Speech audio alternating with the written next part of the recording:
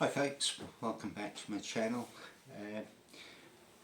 Thank you most kindly for your continued support. I've read through the comments and what you'd like me to cover, and today I thought I'd cover some things to help you shoot a little better at longer range, in the sense of we're going to talk about holdover and indeed hold under. Without further ado, let's crack on. Right, you've got your eye here. I'm really sorry about my crappy drawing. Slipping through the scope. Your eye is level with the horizontal line of your crosshair, and that is going to continue out to infinity, or as far as you can see, because light travels in straight lines. So as you're looking through your scope, you've got your bullseye centred there. Underneath on your centre line you've got your muzzle. Right, the barrel is down here, there's your muzzle. Pull the trigger and discharge your air gun. What's going to happen is the pellet is going to start off below your horizontal crosshair. It's going to rise up.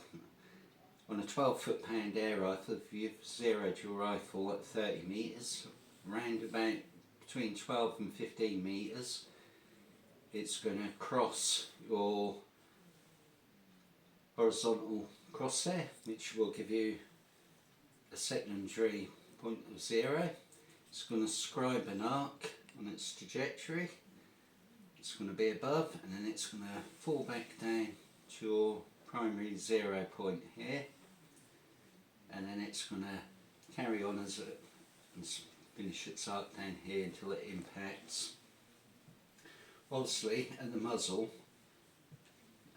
the projectile's going a lot faster, so the trajectory is going to be flatter, and as you get further and further out, it's going to fall off as gravity takes hold and wind resistance and all the rest of it.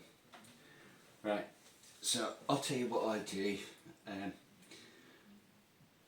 I get my scope, I set it on 6 times mag. You can put it on what magnification you want on your scope, but bear in mind changing the magnification will change your aim points. So zeroed your rifle 30 metres, found good, you've applied all your marksmanship principles and other stuff, and the scope's mounted correctly, you've zeroed it in, you get a nice little cluster at 30 metres. Trick is then to get target cards and put out at 5 metre intervals, from 5 metres, 10 metres, let's say for argument's sake right up to 50 metres. Every 5 metres fire a group of 5 shots, not a single shot. If you do it with a single shot, nothing's to say that that single shot isn't a flyer, and that you always go on mean point of impact for a group of shots, never a single shot. So what you'll find is, if there's your bullseye at 5 metres, what's going to happen is the rounds will impact down here. It will rise up into your secondary point of impact, secondary point of zero, sorry. It will then go above the target, bullseye, and then it will drop back down to your 0 points at 30 metres, and then as its velocity decreases, gravity and wind resistance and all the good stuff takes effect, it's going to fall off quite sharply. Especially with a 12 foot-pound air rifle, you start talking about 60-70 metres, it's going to be falling out of the air like a stone. It's just going to drop very quickly. Right, so you've done that, you've shot at each card, aiming at the bullseye. Look at if you're using a mil-dot scope, look at your target, place your crosshair on the centre of the bullseye, and look down your mil-dots to see where the rounds are impacted. As I say, at with the same for argument's sake, right, you've got a nice little cluster here. So you know, vital bit of kit you're going to need is going to need a little notebook. This is mine, which I use for all my shooting. You can see we've gone 2mm dots down, so we know now at 5 metres that our shots are impacting 2mm dots low, so we can then confirm that by going up 2mm dots, put that on the bullseye and fire a group of 5 shots.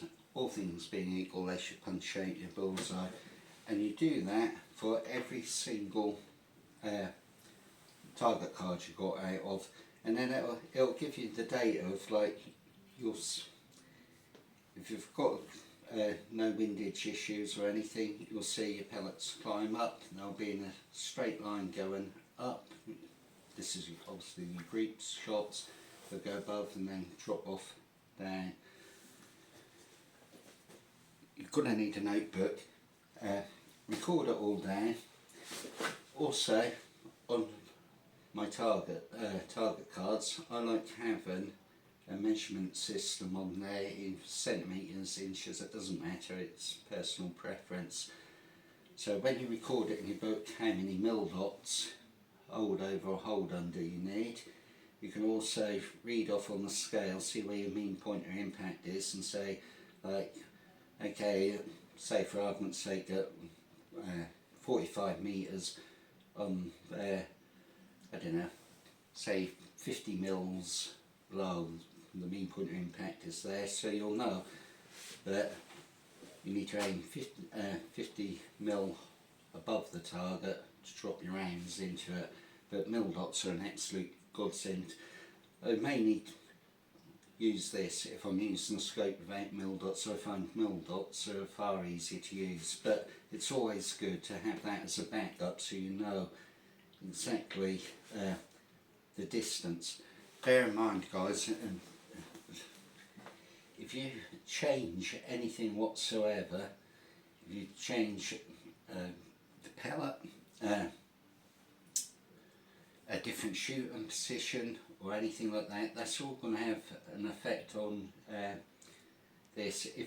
Say if you're shooting, I don't know, a standard dome-headed pellet, and you do all this, and then you think, I don't know, you have a fit of insanity and switch to, say, a flathead pellet, it will change all this and you'll have to do it all again. But that's why you have a notebook, so you know different pellets,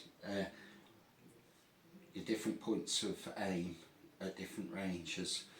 Hopefully I've sort of described this so you understand it.